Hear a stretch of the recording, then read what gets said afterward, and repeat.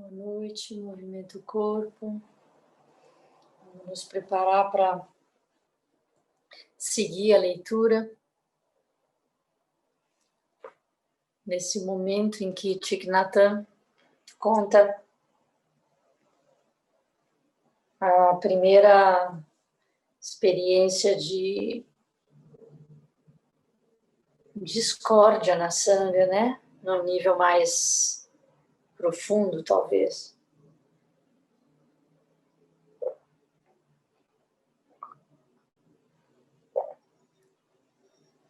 Porque, de fato, pequenos ruídos devem ocorrer sempre, né? Mas esses que envolvem grupos, né?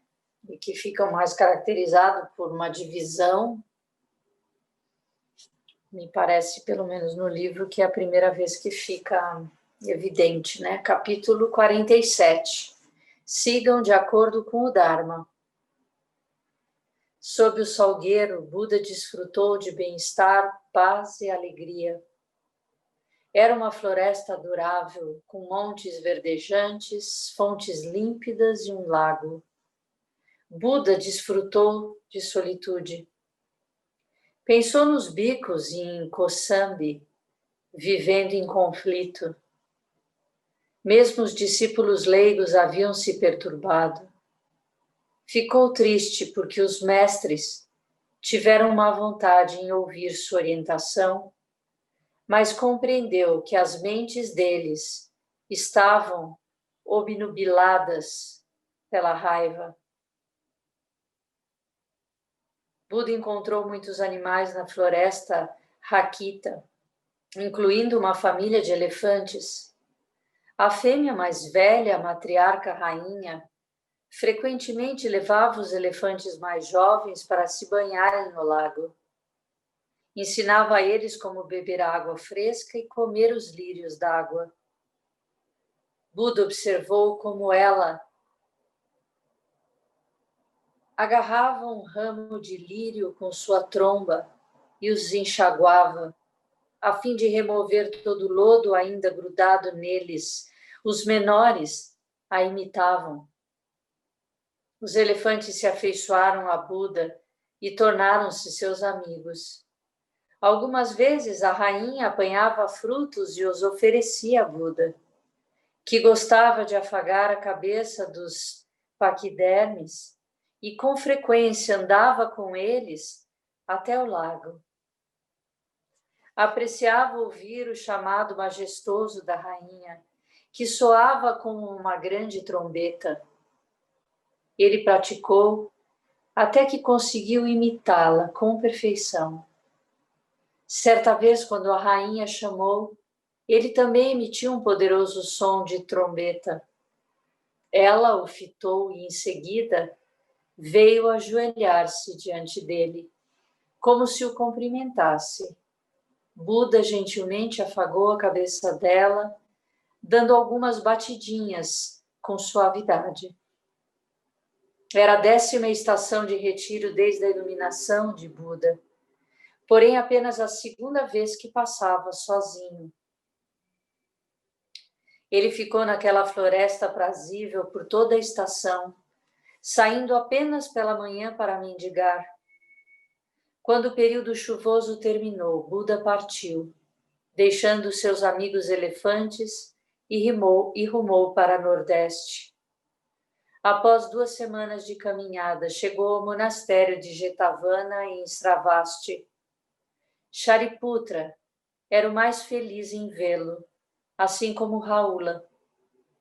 Diversos discípulos veteranos também se alegraram, incluindo Mahamoggallana, Mahakashyapa e Mahakakana, Upali, Mahakotita, Mahakapina, Mahakunda, Revata e Devadatta. Anuruddha, Kimbila e Nandya também tinham viajado para Jetavana dos seus jardins de bambu em Karagama. A Bhikkhuni Gotami também estava em Sravasti. Todos se rejubilaram em ver Buda. Quando entrou na Chopana em Jetavana, Siddhartha encontrou Ananda arrumando tudo e varrendo o chão. 1 ano e 4 meses haviam se passado desde a última vez em que Buda tinha estado ali. Ananda largou a vassoura e inclinou-se para ele de mãos postas. Buda perguntou-lhe sobre a situação em Kosambi e Ananda respondeu: após sua partida, alguns irmãos vieram a mim e disseram: irmão, o mestre partiu, ele está sozinho. Por que você não o segue para servi-lo como assistente? Se você não for, iremos nós mesmos. Entretanto, eu disse a eles: se Buda partiu sem dizer nada a ninguém, é porque quer estar só. Não deveríamos importuná-lo. 6 meses mais tarde, os mesmos irmãos vieram a mim e disseram: irmão, já faz muito tempo desde a última vez que recebemos ensinamentos diretos de Buda. Nós queremos procurar por ele. Desta vez eu concordei e fomos atrás de você, mas sem sucesso. Ninguém sabia onde você estava. Por fim, voltamos para Stravasti, mas também não o encontramos aqui. Então, decidimos esperar, sabendo que acabaria retornando. Tínhamos confiança de que não abandonaria seus discípulos. Quando deixou Kosambi, qual era a situação? Os bicos ainda estavam divididos? Senhor, o conflito se tornou ainda pior. Nenhum dos lados soube como lidar com o outro. A atmosfera estava tensa e desconfortável. Os discípulos leigos expressaram sua apreensão para o restante de nós quando fomos mendigar na cidade. Explicamos que muitos de nós se recusavam a tomar partido. Pouco a pouco, os discípulos leigos decidiram tomar as coisas mais em suas próprias mãos. Foram ao monastério e falaram com os bicos envolvidos no conflito. Eles disseram coisas do tipo: vocês deixaram Buda tão triste que ele partiu. Vocês contraíram uma grave responsabilidade. Vocês causaram a perda de confiança que muitos discípulos leigos tinham na Sangha. Por favor, considerem suas atitudes. A princípio, os bicos envolvidos no conflito não deram atenção aos leigos. Então, estes decidiram por não mais ofertar alimento a nenhum bico envolvido na questão. Eles falaram: vocês não são dignos de Buda, porque são incapazes de viver em harmonia. Se escutassem os ensinamentos dele, proveriam uma completa reconciliação e então iriam encontrar com Buda para se confessarem. Somente quando procederem desta maneira, reconquistarão a nossa confiança. Senhor, os discípulos leigos mantiveram a palavra. No dia em que deixei Kosambi, os dois lados tinham concordado em se juntarem. Estou certo de que brevemente eles virão aqui para fazer uma confissão formal. Buda pegou a vassoura que Ananda tinha largado. Deixe-me fazer isso. Por favor, encontre Shariputra e diga a ele que eu gostaria de falar-lhe. Buda varreu a choupana lentamente e então sentou-se em uma de suas cadeiras de bambu do lado de fora. Jetavana estava verdadeiramente lindo. As árvores estavam cobertas de folhas novas. Pássaros cantavam por toda a floresta. Shariputra apareceu e sentou silenciosamente ao lado de Buda por um longo e plácido momento. Gautama contou a Shariputra o que tinha em mente. Deveríamos fazer todo o possível para evitar que conflitos inúteis surjam neste tão lindo monastério. Eles trataram deste tema por longo tempo. Num entardecer posterior, Venerável Shariputra recebeu notícias de que os bicos de Kosambi estavam a caminho do monastério, já tendo chegado em Sravasti. O experiente monge foi até Buda e perguntou: os irmãos de Kosambi logo estarão aqui. Como devemos lidar com a situação? Lidaremos com isso de acordo com o Dharma. Você poderia me explicar o que quer dizer mais claramente? Você ainda pergunta, Shariputra? Shariputra caiu em silêncio.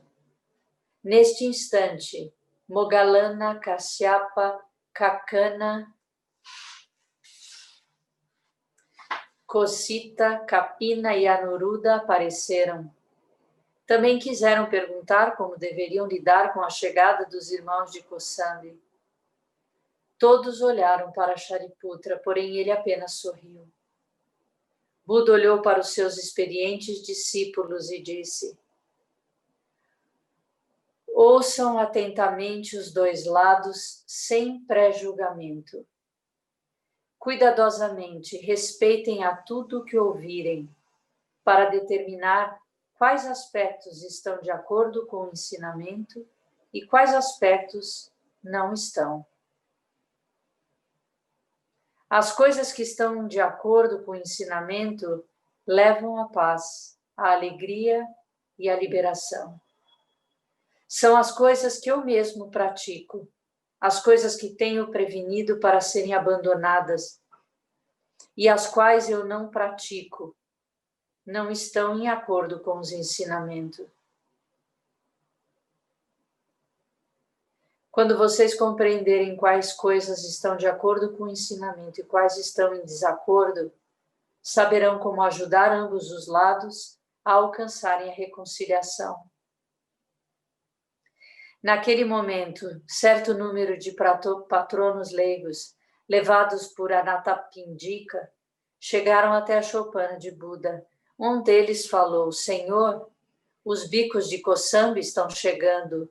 Como vamos recebê-los? Devemos oferecer comida para ambos os lados? Buda sorriu. Ofereça comida a ambos os lados. Expresse seu apoio enquanto sangha. Ofereça sua apreciação quando qualquer deles disser algo de acordo com o Dharma. Ananda voltou e anunciou para Shariputra que os bicos de Kosambi já estavam nos portões do monastério. Shariputra voltou-se para Buda e perguntou: devemos deixá-los entrar agora? Abram os portões e deem-lhes as boas-vindas. Shariputra disse: vou arrumar lugares para todos eles dormirem. Deixe os dois lados ficarem em locais separados por enquanto. Teremos dificuldade em encontrar espaço adequado para todos dormirem, argumentou o monge. Podemos suportar a maior lotação por agora. Apenas não deixe que os mais velhos durmam ao relento. Distribua alimentos e medicamentos igualmente entre todos. Shariputra deu ordem para que os portões fossem abertos. Os monges de Kosambi receberam lugares para dormir e foram providos de suas necessidades básicas. Na manhã seguinte, os recém-chegados foram orientados a irem mendigar como de hábito. Shariputra dividiu-os em grupos e enviou-os para diferentes locais conforme Buda havia aconselhado. Naquela tarde, os bicos pediram para Shariputra marcar uma audiência com Buda, a fim de que eles fizessem sua confissão. O monge disse: fazer uma confissão a Buda não é a coisa mais importante. Em primeiro lugar, vocês devem proceder uma reconciliação. Somente se a reconciliação tiver ocorrido, a cerimônia de confissão terá significado. Naquela noite, o mestre de sutras, responsável pelo início do conflito, quando recusou ser corrigido, foi até o mestre de preceitos. Eles juntaram as palmas das suas mãos e se inclinaram, cumprimentando-se mutuamente. Então o mestre de sutras se ajoelhou diante do outro, dizendo: Venerável, admito que violei um preceito. É adequado que você me corrija. Estou preparado para confessar-me diante da sanga.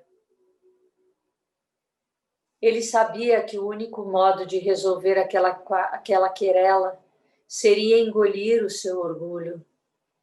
O mestre de preceitos respondeu, ajoelhando-se diante do mestre de sutras, dizendo: Confesso que também me faltou humildade e tato. Por favor, aceite as minhas sinceras desculpas. Muito tarde naquela noite, uma cerimônia de confissão foi conduzida para o mestre de sutras. Todos tiveram um olhar de alívio, especialmente os bhikkhus de Kosambi, que tinham permanecido imparciais durante o conflito. Havia passado da meia-noite quando Shariputra informou a Buda que a reconciliação havia ocorrido. Siddhartha meneou a cabeça silenciosamente. O conflito estava encerrado, mas ele sabia que ainda levaria tempo até que todas as feridas estivessem curadas.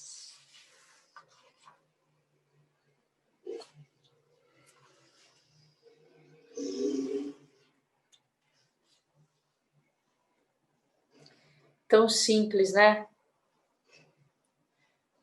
E tanto sofrimento causado por tanto tempo, né?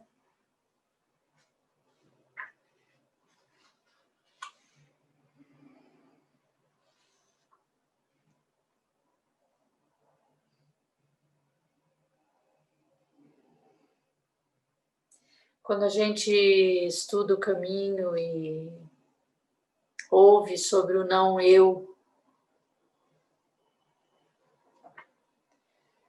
sobre o vazio dessa identidade que a gente chama de eu, e todas as guerras e brigas e desavenças que a gente constrói, gera, alimenta por conta desse eu que não existe, né?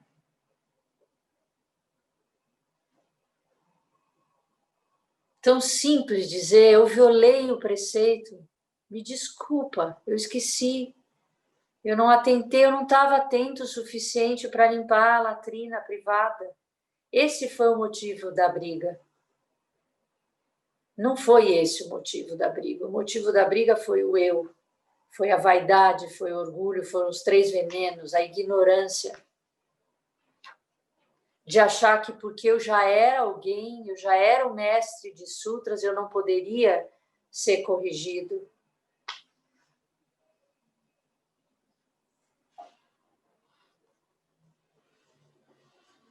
Quantas vezes a gente faz isso, né? Por coisas pequenas, por coisas menores ou coisas maiores também. Eu lembro uma vez, teve um texto de Bodhidharma, que ele fala que tem 2 maneiras de se entrar no caminho. Um é pela teoria e o outro é pela prática. E o primeiro exemplo que ele traz é ser capaz de sofrer ele traz uma reflexão sobre sofrer injustiça.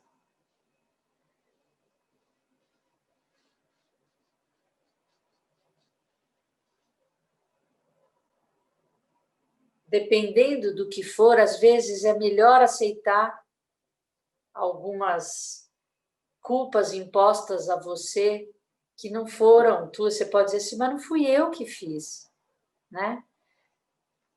Às vezes é possível que isso seja um caminho para a paz, como o Buda fala, né? Como é que você sabe se é ensinamento do Dharma, se é o Dharma se manifestando? Se são pensamentos, ações e palavras que geram paz, harmonia. Às vezes você pode dizer, fui eu que peguei alguma coisa. Às vezes você pode até dizer, tá bom, eu errei, mesmo achando que você não fez nada errado. Se isso de alguma forma diminui ou evita um sofrimento maior, né? Nesse caso, a desarmonia que causou dentro da sanga, nos leigos, né?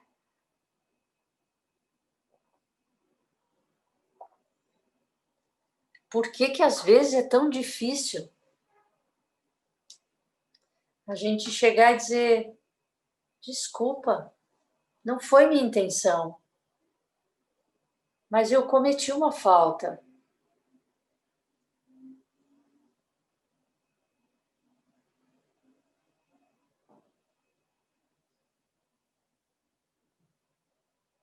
Isso não apaga, não é que depois não deva ser trabalhado, é o que Buda fala, que demorou ainda muito tempo, mesmo que eu tivesse tido a reconciliação, demoraria ainda muito tempo para, de fato, isso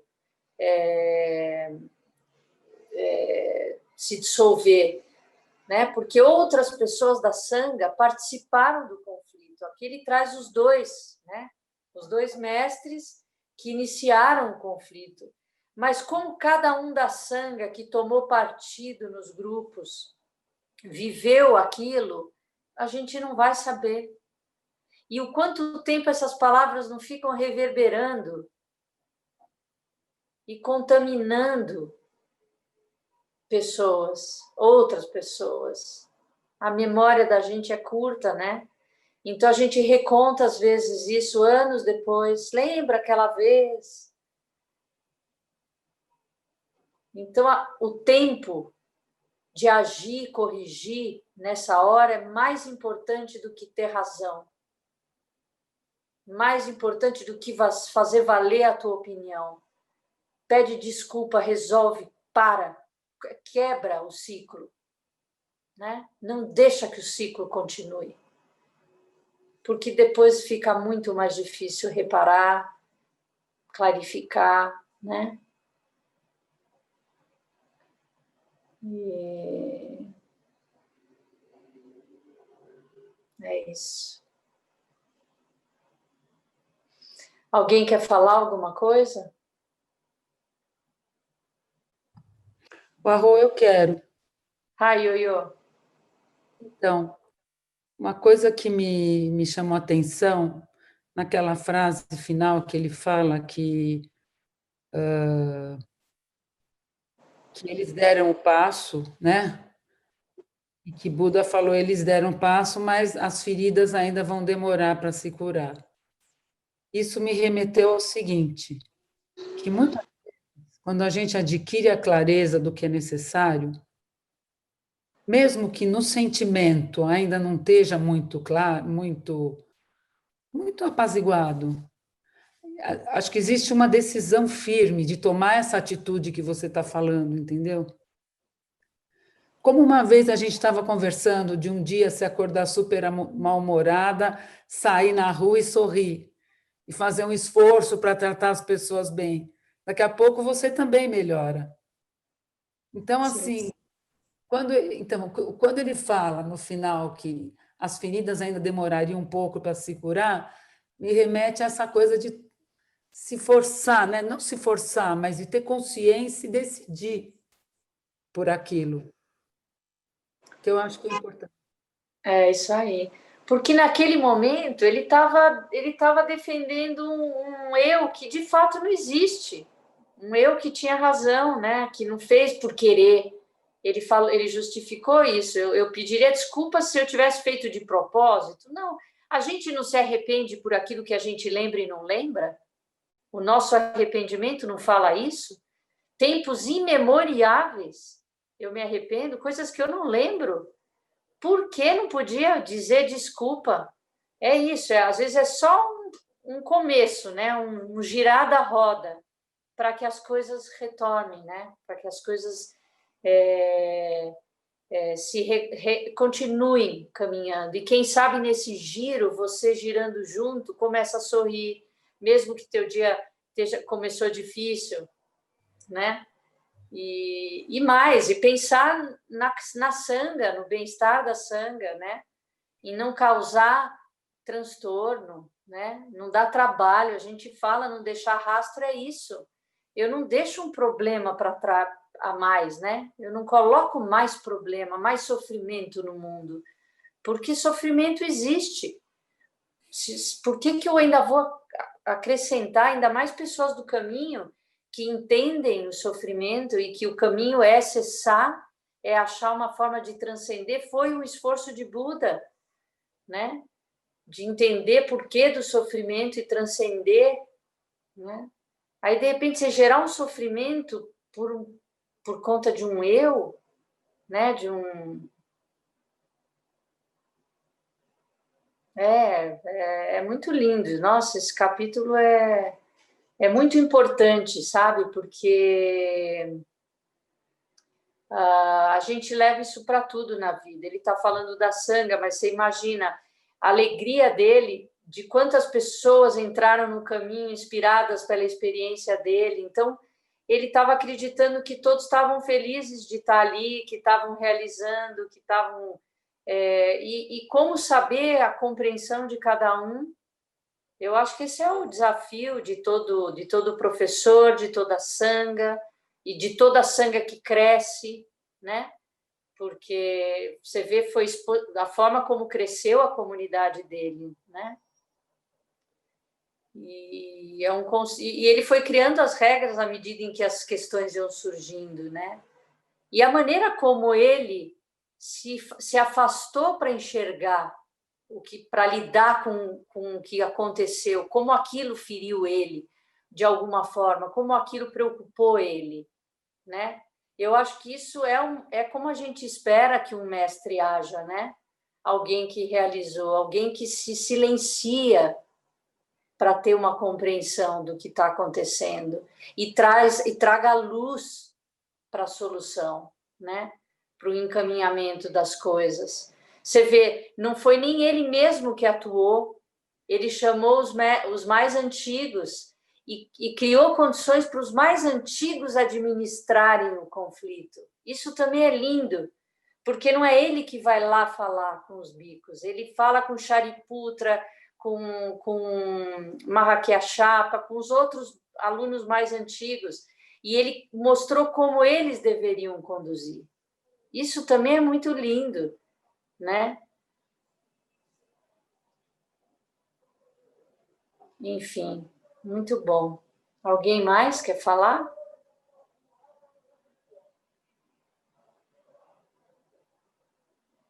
Não? Então vamos encerrar? Eu quero, Yahoo. Hi. Oi. Beth? Beth. Eu, na realidade, eu queria agradecer. Eu tenho sido uma pessoa muito ativa e causo muito sofrimento para os outros e para muito mais para mim. E em pouco tempo que eu tenho participado também, eu tenho reagido bem. E isso tem feito muito bem. E eu acho que para os outros também. E eu queria só agradecer. Muito bom, muito bom. É isso aí. Muito obrigada. Aproveitando que você que falou, Beth, eu hoje postei no grupo da Sanga, né, que a gente vai formar a próxima turma de estudos de preceitos, né? Então, algumas pessoas já me escreveram, mas eu queria contar também que eu pretendo, a partir de janeiro, formar um grupo de estudos de budismo básico, né? Também, como uma forma de acolher muitas pessoas que chegaram nesse período da pandemia, que não necessariamente vieram pelo budismo, mas vieram pela prática da meditação, pelo encontro, pela troca, né? Pelo que a gente se alimenta do Dharma, e que talvez quisessem conhecer mais sobre o budismo de uma maneira introdutória, básica, né? Porque o grupo de estudos de preceitos já é um grupo que sugere um caminho, né? Você estuda os preceitos para receber os votos leigos, né? Se tornar budista. O que não quer dizer que muitas pessoas que chegaram na pandemia e não são budistas ou não imaginam se tornarem budistas como a sua religião, vamos dizer assim, não possam entrar no grupo de estudos de preceitos. mas eu aproveitei a tua mensagem de hoje, da Bianca, de algumas pessoas que responderam no grupo, para dizer que eu também estou com um plano de janeiro começar um grupo de estudos básicos de budismo, tá? Então, Legal. só que aí eu vou explicar a diferença dos dois, né? Para você poder decidir onde você gostaria de estar, tá bom? Tá bom, tá ótimo. Então vamos Obrigada. encerrar. Alguém mais quer falar? Então vamos encerrar, a gente junta as mãos.